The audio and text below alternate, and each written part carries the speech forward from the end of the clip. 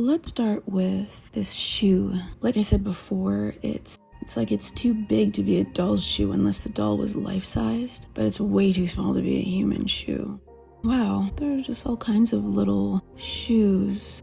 This already feels like we're going in the right direction. Look at these. Look at these. We're here. And they're all saying that they're lotus shoes. Imagine, you're a mother living in China, living in the 1700s.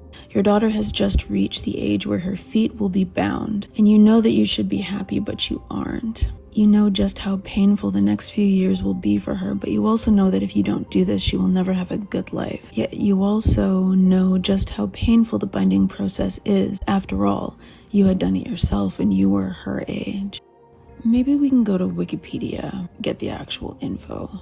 The lotus shoe, footwear that were worn by women in China who had bound feet. There it is. It's like a silk brocade in the picture. So the shoes are cone or sheath shaped, intended to resemble, a lotus bud.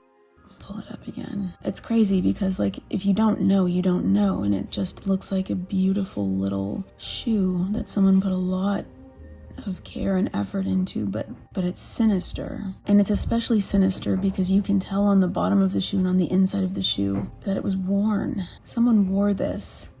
A comparison between a woman with unbound feet, which are normal feet, and a woman with bound feet. Look at this.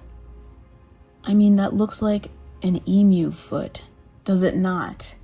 It just gets worse. It's just getting worse. The tightness of the binding meant that the circulation in the feet was faulty, and the circulation to the toes was almost completely cut off, so injuries to the toes were unlikely to heal and would gradually worsen and lead to infected toes and rotting flesh. This is horrifying. And the infection in the feet and the toes entered the bones, and it could cause them to soften, which would result in the toes dropping off. Okay, I need to take a break. I can't. I don't know why these shoes were in the trunk. I'd be inclined to think that the shoes were dirty because they were in the swamp and those trunks were almost completely submerged. But these shoes have wear on the inside and on the sole, like they were worn. To think that someone's rotting foot was in this shoe, a child's foot.